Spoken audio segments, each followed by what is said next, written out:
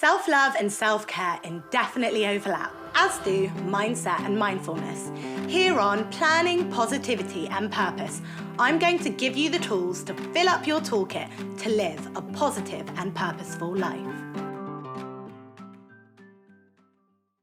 Checking in both with your emotions and performance each week is vital to get a well-rounded view of how things are going and ensure we can move into the next week with even greater excellence. Today, I am going to be sharing my favourite reflective questions focusing on performance this week, with positivity and planning pending. So, make sure you keep your eyes open or follow me on my socials. Whether you want to clip each journal prompt or write them down as you go along, it's up to you. You may use some and not others, as what works for us all is different. Today's topic is a full end of the week check-in, and I often personally do these on a Friday at the end of the working week, but you may prefer to do them on a Sunday night or even a Monday morning. With a prompt for each of the following areas: learn, accomplishments, focus, downfall, baggage and goals, we can track and manage our weekly performance. Try what works for you and let's get stuck in. Learn. What did I learn last week? It's so important that we always think about the things we learned each week for two reasons. First, to keep track of insights from friends or colleagues, things you've watched, books you've read, and podcasts you've listened to. Noting it down gives you a chance for it to cement and take note if wanted for further research. Number two, to check in on if you are focusing on the skills you want to be working on and taking things in from your worldly interactions. If you can't think of anything, that is a problem. We should always be learning, and you probably are, you just might not notice it. It can even be from day-to-day interactions, not just books or courses or traditional learning. What did you learn about a person? How did they react? Did you learn to communicate with someone in a new way? Maybe you learned that doing a certain type of task after a big event isn't very productive for you because of your mood. Maybe it was that you need to sleep earlier. Your learnings can come from a wide range of areas in your life and can be the root of what is affecting your performance. So, did you learn something to help you grow this week? Take the time to reflect on your lessons and learnings of the week so you can grow both in skill set and personally. Accomplishments. What was my greatest accomplishment over the past week? It's super important to count your wins in order to keep motivation high. It's also important to reflect on the qualities and action that have allowed you to actually accomplish them so you can recreate these wins. Success at work.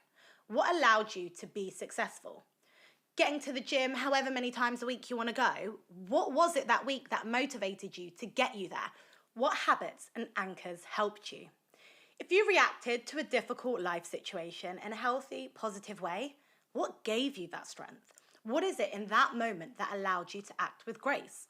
Noting these down allows you to look deeper so you can ensure you are focusing on giving these things the time to really amplify them and allow you to continue to accomplish these things. Focusing on these attributes mean they'll develop into your subconscious thinking to carry you in times of hardships and when challenges arise. You need to hear that you're amazing to believe it. And forget external validation, it has to come from you. Then you'll truly believe it, regardless of what else is happening around you, and avoid a ropey situation with self-esteem. Focus. What must I accomplish this week?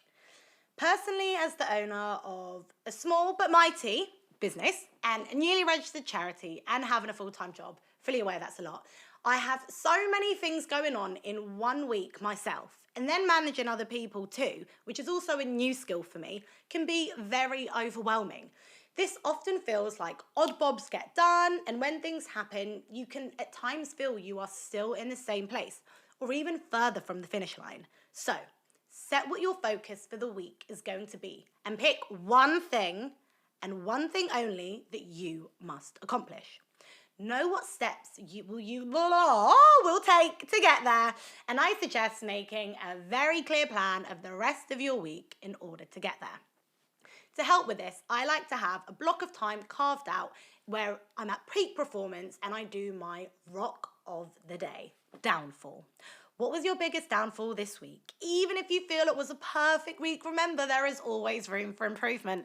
We've already celebrated our wins, but if you want to keep moving forward or even stay at the same pace that you're at, you must always note what held you back, worried you, or didn't quite go to plan. Reflection point. Note down the downfall. Why did this happen and what did you learn from this? Now, what can you adjust, tweak, change, or try out to help facilitate this going better or not happening this week? This might mean you need to micromanage situations or set personal boundaries and boundaries with other people in your life. Baggage. What baggage am I taking into this week? In regards to performance, what gets added in throughout the day or too many tasks on your agenda, in your diary, is creating clutter. I would highly suggest doing your weekly reflection in regards to performance in the mornings. This allows you to declutter tasks that didn't get tended to. Create a list of all the things that didn't get done and carve out a practical time in your week to do these bits and bobs, we'll call them. However, maybe you could simply delegate them. You probably could get rid of a few.